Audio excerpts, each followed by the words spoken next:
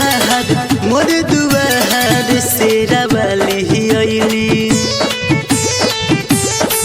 हाँ सिर पे सवार मोर दुआर शेरा वाली अइली। बेटा बुलैले तो माँ अरे में न देरी कैली।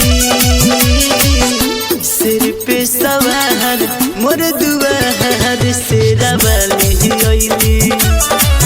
हाँ सिर पे सवार मोर दुआर शेरा वाली अइली।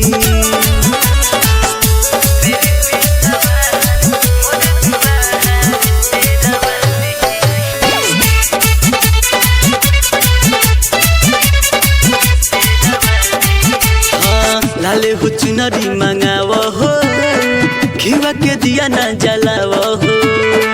पूजा में कहनो न कमी होई माई के आसन सजाव हो। हाँ लाले हो चुनरी मंगाव हो घीवा के दिया ना जलाव हो। पूजा में कहनो न कमी होई माई के आसन सजाव हो। के नाश करेला है कोई गो मारूप धैली।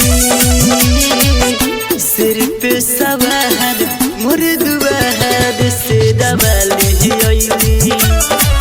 हाँ सिर पे सवार मोर दुआर शेरा वाली अइली।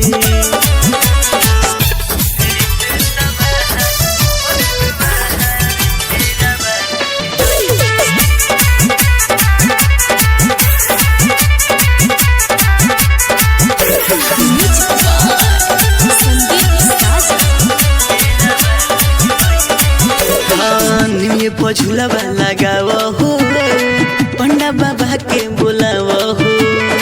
विशाल से भजन लिखाव हो लखन जितेंद्र सुनाव हो।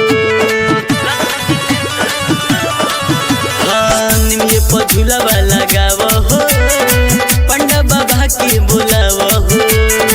भजन विशाल से लिखाव हो लखन जितेंद्र सुनाव हो।